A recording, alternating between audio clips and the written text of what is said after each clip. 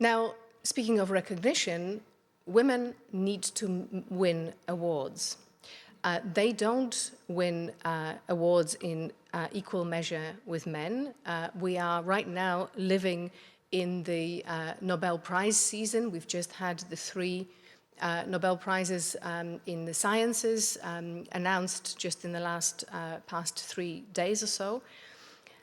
And what I'm showing you here on the left-hand side is a figure from a news piece which we published in Nature describing and celebrating the award in physics. And specifically, if you look at that chart, very simple chart, it shows you the history of Nobel Prize winners, and the orange dots are women who won the awards. If I remember correctly, is it 20, there you go, 28 have gone to women, including this year's award. And so in the awards in the sciences, there were 2 women, one in the award for medicine and one in the award for chemistry.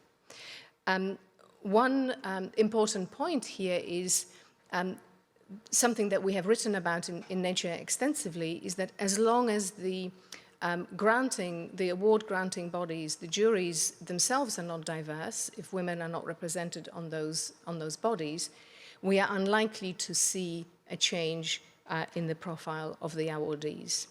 So as I say, women need to win awards because, of course, that's an important recognition for the work. Our Nature portfolio's small contribution to this was to set up a Nature Award for inspiring women in science. This is an award for early career researchers. It takes place every year. It has done so for the last 5 years. There are 2 categories, one for promoting STEM education, not just to young girls, but predominantly, and one specifically for individual outstanding inspiring women in science. For too long at scientific conferences, women were not sufficiently offered opportunities to present, share the research with their peers.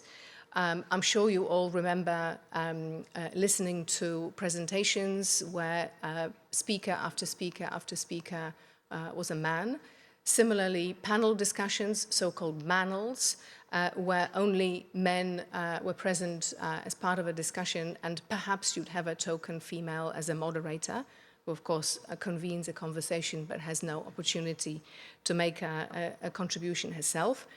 But of course, as I always say, I was born into the world where no country, to the best of my knowledge, no country had it enshrined in their law that women's education was to be somehow different or curtailed.